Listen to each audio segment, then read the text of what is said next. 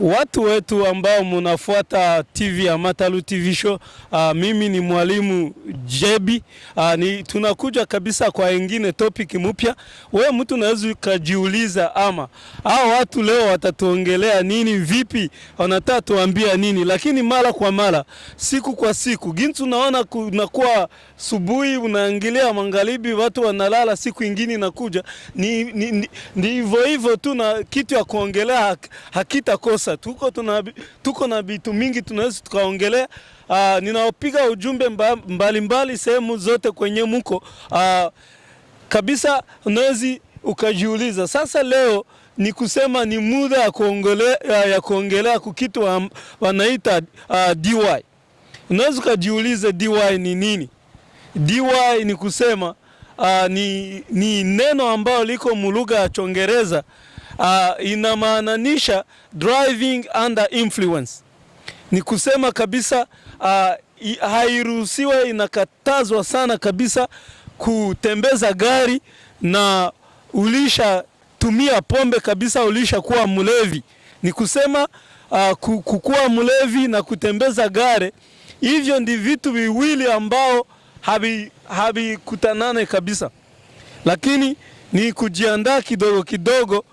Mimi sipo mtu wa Tanzania kabisa. Ukisikia Swahili yangu haiko ile ya Dar es Salaam, haiko TZ, ni kusema ni kujiandaa tu niongelee kusudi wewe mtu ambao unaongea Swahili ujaribu kutusikia ama kufuata ma video zote kunasikia kidogo kidogo. So ndagira ngo rero tugaruke bantu bacu bavuga ururimi rw'Ikinyarwanda aho mwaba muherereye hose, kugira ngo namwe mbasuhuze aho muri hose. Nukuri kabisa tuzi ko tubana namwe kenshi gashoboka 5 kuri 5. Ese mwese uyu munsi mumeze neza? Abameze neza kabisa nukuri ni byiza cyane. Wowe utameze neza se bimeze gute? Humura, uyu munsi biba bimeze neza, ejo bikaba bimeze ukundi mu buzima niko biba bimeze. Ibintu ntago umunsi kuwundi bihora ari byiza cyane, nuvuga ngo hari igihe ibintu bihinduka.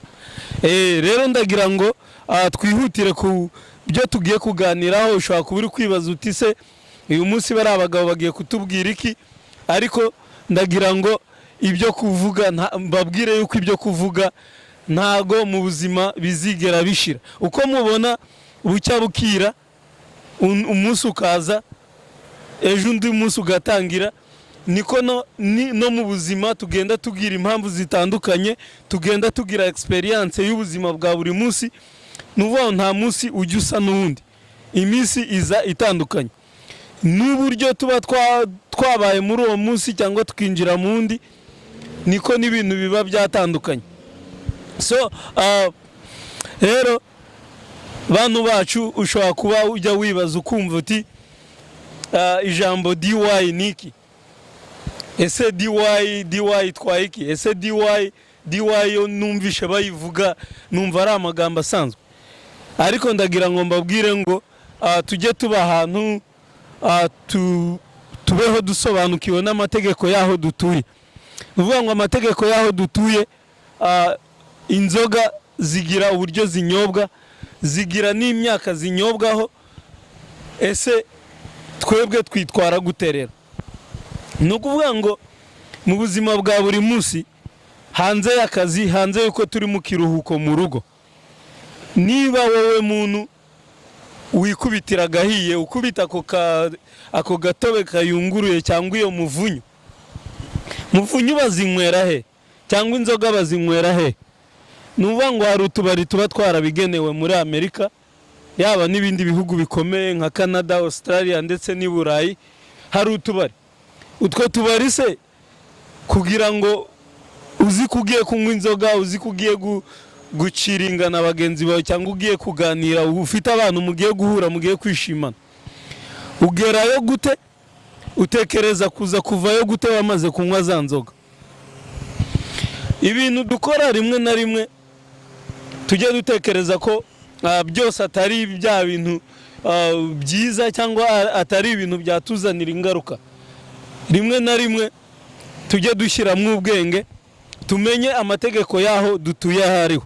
Nuvuga ngo amategeko y'iki gihugu aravuga ngo nimba nzi ko ngiye mu kabari nkaba ngiye kunywa inzoga cyangwa nkaba nzi ko ngiye kwishimana n'abandi nkaba nzi ko ndi kubitira y'agahiye, amategeko aravuga ngo shaka ride, ushaka abantu bakugezayo bari buze no kugucyura wamaze guhembuka. Cyangwa se twese turi abasirimu, twese tuba hano turabimenyereye, hari ubundi buryo ushobora gushaka taxi zimwe zisanzwe guhamagara, hari n'ubundi buryo bwa lift na Uber. Niba uzi ko ugiye kujya mu kabari cyangwa ukaba uzi ko ugiye ahantu runaka ugiye kubonana n'inshuti zawe, hashobora kuba ari mu rugo rwa kanaka cyangwa ahantu runaka mugiye guhurira, tega Uber ikugezeyo, uze no kuyitega nanone utaha wamaze guhembuka. Niba atari ibyo ngibyo se, wowe wa mugabo ufite umugore, bwira umugore wawe, mubwira uti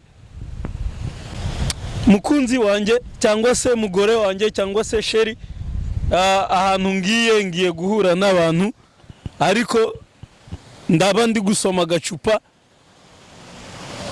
uze kuza kuntwara, ndaza kukohereza message, uburi ready igihe ndi bube ndimo gutaha, uze kuza kumpa ride. Ibyo ni ibintu biri smart, ni ibintu byoroshye cyane, ni ibintu byoroshye wakabaye ukora bitakuzanira ingaruka cyangwa se ngo bizane n'ingaruka ku mwana wawe cyangwa bizane ingaruka ku rugo rwose muri rusange.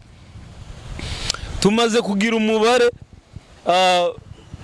utari munini cyane mu ma state atandukanye cyangwa se ahantu hatandukanye hano muri Amerika, tumaze kugira abantu bamaze kujya babona DUI, bamwe bamaze kujya bafungwaho, bashaka kuguha DUI bakanagufunga icyumweru cyangwa bakagufunga iminsi ingahe cyangwa se bakagufunga simbizi igihe cyose cyari cyo cyose bagufunga. Iyo record yo kuba wageze muri jail iba deja uba wayibonye. DUI rero itera izihe ngaruka zikomakomeye, harimo yuko hari akazi yakubuza, hari akazi bashobora kuba bataguhereza ufite DUI.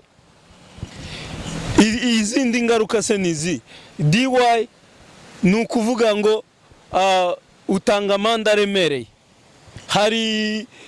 irimwo amakategori bitewe na doze y'inzoga wanyoye ukuntu ingana, ariko amande atari hasi y'amadolari 600 y'abanyamerika. Ni ukuvuga ngo amande matoya ashoboka, bagusanganye 0 n'ibice 0.08 cyangwa 0 n'ibice 8, aho baguca amadolari 600.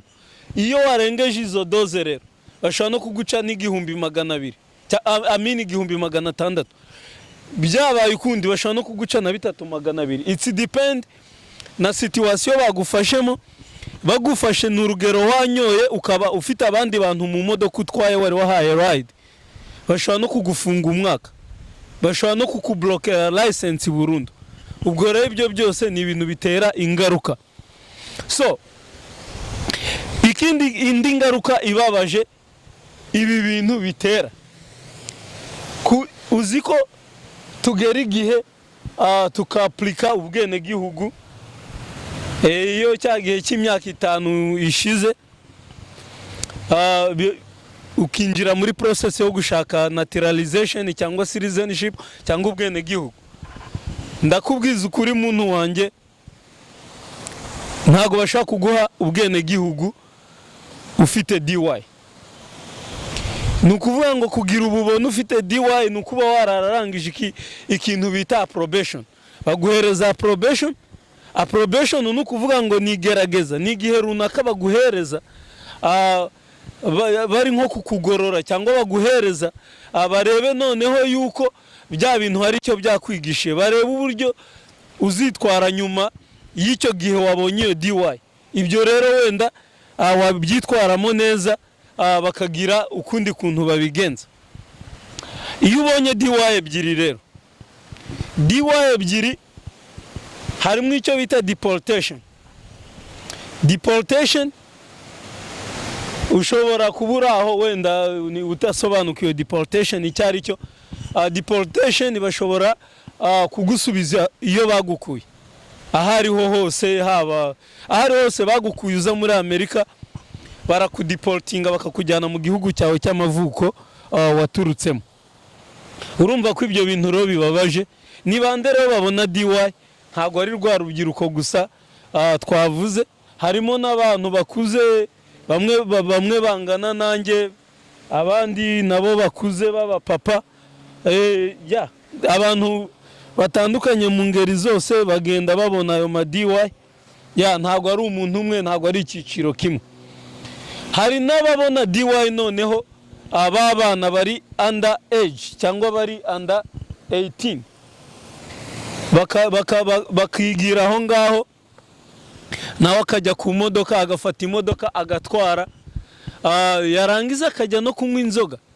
Ahangaha turafite abo bana batoya bari bataruzuza na ya myaka yabigenewe n'amategeko, bamaze kuba abasinzi ruharwa, nabo bumva agasembuye cyangwa muvunyu iryoha. Dufite ingeri nyinshi, akaba afashe urufunguzo, wowe nk'umubyeyi wibereye mu cyumba cyangwa hari aho ugiye cyangwa uraruhutse kuko muba mwakoze cyane, muba munaniwe. Wa mwana w'imyaka 15 16 agafata kontaka akajya muri parking, agafata imodoka, nahagiye atagiye mu bintu uzi cyangwa muri gahunda bamutumye, akaba agiye kunywa inzoga, yagerayo agasinda, bakaba bamufata, nta cyangombwa cyo gutwara, nta permit, nta drive license, ntago yujuje imyaka, yanasinze. Hari n'abatwara urumva bakagonga abantu b'abandi bagapfa. Ibyo byose ni ingaruka ziba ziterwa nuko mu uhe mwanya cyangwa se twakwitwara gute. Ibyo ni ibintu tugenda tugarukaho. Tuzagaruka no kuba hari abantu nyine bagenda batwara badafite ibyangombwa byo gutwara. Icyo nacyo ni icyaha